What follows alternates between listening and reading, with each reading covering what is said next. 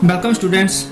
Today we'll be doing question number 10 and 11 of exercise 10.2. Question number 10 is prove that the angle between the two tangents drawn from an external point to a circle is supplementary to the angle subtended by the line segment joining the points of contact at the center. Here we are given a circle and say its center is O, and we have been given two tangents, say these are PA and PB with point of contacts A and V, and we have to prove that this angle APV plus angle AOV equal to 180 degree. That is, these two angles are supplementary. This is to be proved. Here we have angle PAO equal to angle PBO equal to 90 degree. These two angles are right angles, that is angle PAO and angle PBO. These two angles are right angles because these angles are between radius and tangent at the point of contact, and we know that the angle between radius and the tangent at the point of contact is always right, so these two angles are 90 degree each.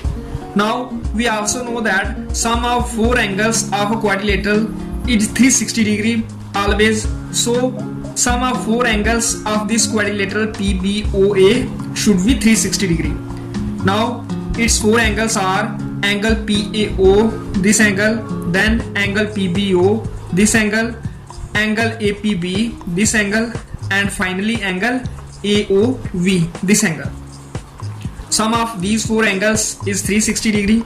Now we know angle PAO and angle PBO are 90 degree each, so we'll write 90 degree plus 90 degree plus APV plus angle AOV equal to 360 degree.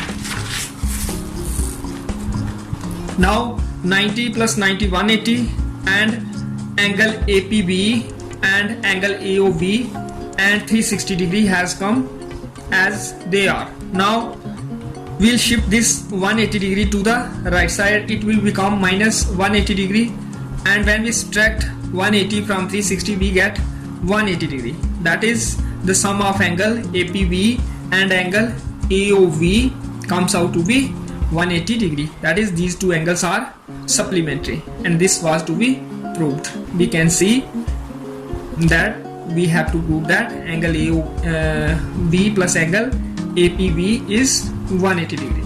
Now question number 11.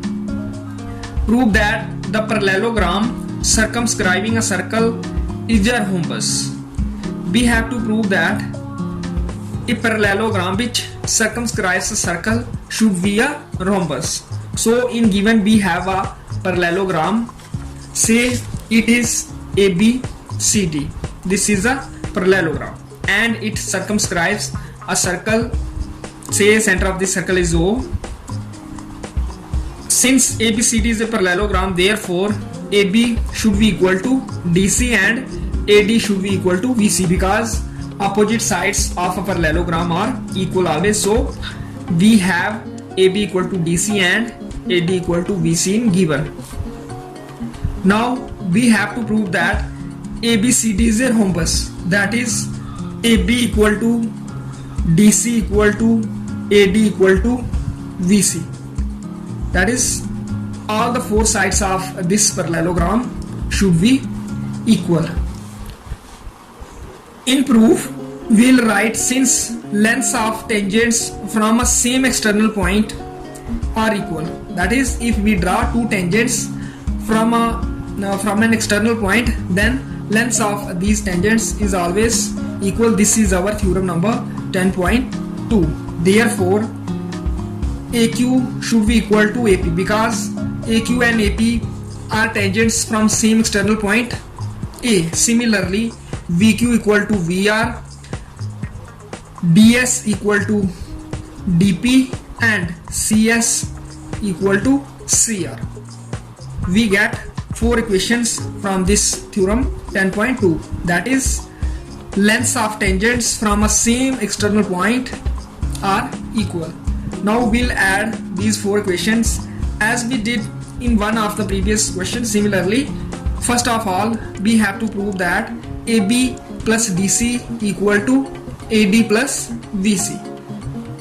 So we'll be adding these four equations and we get AQ plus BQ plus DS plus CS in the left side, and in the right side AP plus VR plus DP plus CR. Now we'll pair AQ with BQ and DS with CS. In the right side we'll pair AP with DP and VR with CR, so that we get AQ plus BQ equal to AB.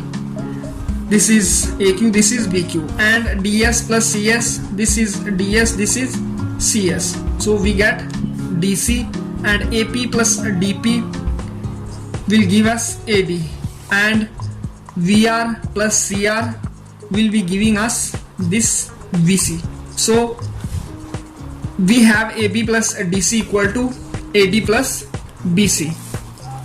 Now in question number 1 and question number 2, we have AB equal to DC and AD equal to BC. So we will be using AB for this DC because AB and DC are equal, and BC for this AD because DC and AD are equal in question number 2.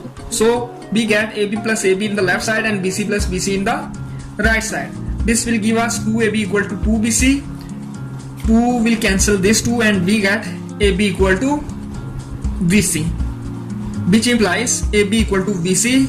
And in question number 1 we have AB equal to DC, so we can write DC here, and in question 2 we have BC equal to AD, so we can write AD in the extreme right of this question. So we get all of these four sides of our rhombus equal, because here we have AB equal to BC, and in question number 1 we have DC equal to AB, so we write DC here, and in question number 2 we have BC equal to AD, so we write AD here. Here we have used question number 1 and 2.